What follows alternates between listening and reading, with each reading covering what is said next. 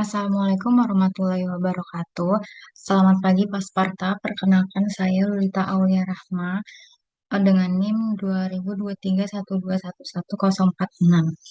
Di sini saya akan menjelaskan hasil proposal penelitian saya dengan judul pengaruh profitabilitas dan leverage terhadap manajemen laba pada perusahaan sektor consumer non-cyclicals yang terdaftar di Bursa Efek Indonesia periode 2020 sampai 2024. Dimulai dari latar belakang, kondisi ekonomi dunia pada tahun 2020 mengalami ketidakstabilan karena dampak dari pandemi COVID-19 yang berpengaruh pada berbagai sektor industri secara global.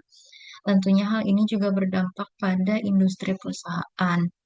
Nah, dari situasi akibat COVID-19 ini membuat perusahaan menghadapi tantangan yang besar dalam mempertahankan kinerja yang stabil. Di tengah tekanan tersebut, manajemen dituntut untuk tetap menunjukkan performa kinerja perusahaan yang baik sehingga berpotensi memunculkan praktik tertentu seperti manajemen laba. Nah, di tahun 2020 ini periode yang sangat menantang untuk bisa mempertahankan pertumbuhan kinerja yang stabil serta menghadapi tekanan yang disebabkan pandemi COVID-19. Nah, kondisi yang bisa terjadi akibat COVID-19 ini adalah sering terjadi konflik kepentingan antara manajemen dan pemilik perusahaan. Juga manajemen laba bisa menjadi salah satu bentuk manipulasi laporan keuangan yang sering terjadi. Dan juga manajemen laba ini digunakan untuk meningkatkan citra perusahaan, untuk mencapai target laba, dan juga menghindari pelaporan kerugian.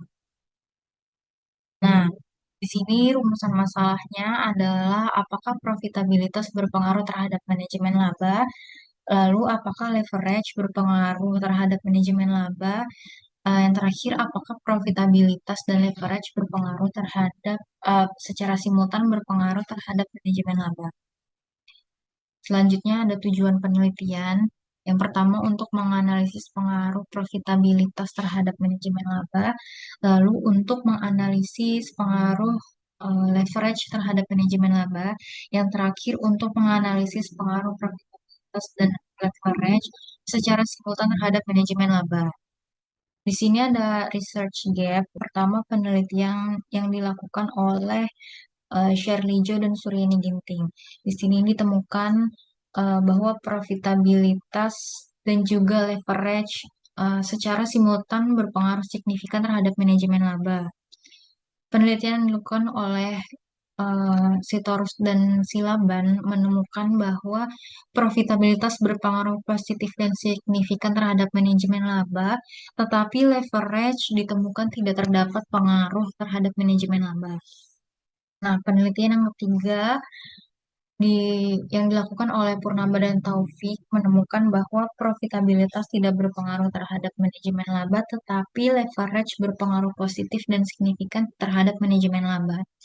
Nah, di sini dari penelitian ini ditemukan adanya research gap atau perbedaan hasil penelitian. Selanjutnya ada kerangka teori. Yang pertama adalah agensi teori yang dikemukakan oleh Michael Jensen dan William McLean di tahun 1976. Di sini dijelaskan bahwa teori agensi itu menjelaskan hubungan antara pemilik atau yang disebut sebagai prinsipal dan juga agent atau manajemen. Nah, antara prinsipal dan manajemen ini memiliki perbedaan kepentingan sehingga menyebabkan informasi yang tidak sama atau asimetrik informasi. Nah, kondisinya bisa terjadi seperti saat profit tahun kemarin tinggi, eh, manajemen berusaha menahan laba atau smoothing income di tahun ini agar kinerja perusahaan tidak terlihat turun. Lalu ketika ada leverage, manajemen mengatur laba agar perusahaan terlihat mampu membayar utang. Nah, di konflik kepentingan ini mendorong manajemen untuk melakukan manajemen laba. Yang kedua ada signaling theory yang dikemukakan oleh Stephen A. Rose di tahun 1977. Di sini dikemukakan bahwa perusahaan memberikan sinyal berupa informasi keuangan yang mencerminkan kualitas perusahaan untuk investor. Di sini eh, indikasi sinyal adalah ketika profit tinggi berarti menandakan perusahaan tersebut bagus. Namun ketika terjadi leverage tinggi, perusahaan tersebut dianggap berisiko. Nah, di sini manajemen laba digunakan sebagai sinyal untuk mempengaruhi persepsi investor terhadap kinerja perusahaan. Selanjutnya hipotesis, sejalan dengan teori sebelumnya, maka di sini hipotesisnya adalah H1 profitabilitas berpengaruh terhadap manajemen laba, dan H2 leverage berpengaruh terhadap manajemen laba.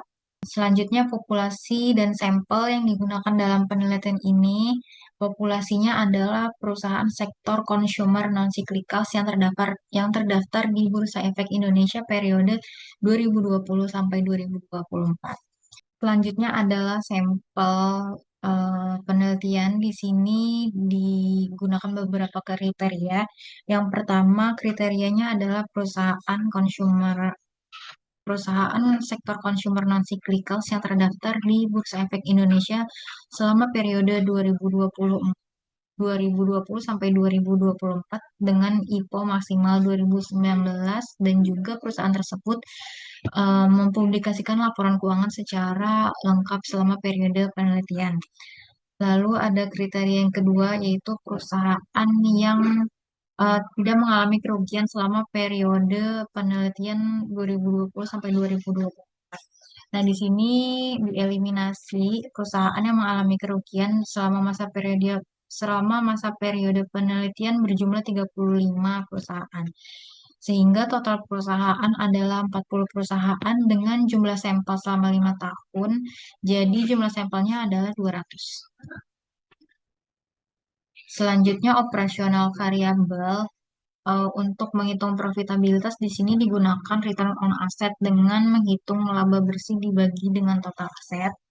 Selanjutnya variabel leverage digunakan debt to equity ratio dengan menghitung total utang dibagi ekuitas. Lalu untuk manajemen laba menggunakan discretionary accrual.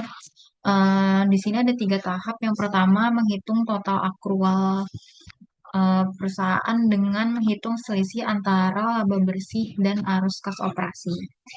Eh, Tahap kedua yaitu menghitung non-discretionary accrual, yaitu accrual yang terjadi secara normal sesuai aktivitas perusahaan. Dan tahap ketiga menghitung discretionary accrual, yaitu selisih antara total accrual dengan non-discretionary accrual. Metode penelitian yang digunakan dalam penelitian ini adalah penelitian kuantitatif yang digunakan untuk mengetahui hubungan dan pengaruh antara profitabilitas dan leverage terhadap manajemen laba. Sumber data dari penelitian ini menggunakan data sekunder yang didapat dari laporan keuangan perusahaan yang telah dipublikasikan dari website BI dan juga annual report perusahaan. Sekian presentasi dari saya. Mohon maaf apabila banyak kesalahan. Wassalamualaikum warahmatullahi wabarakatuh.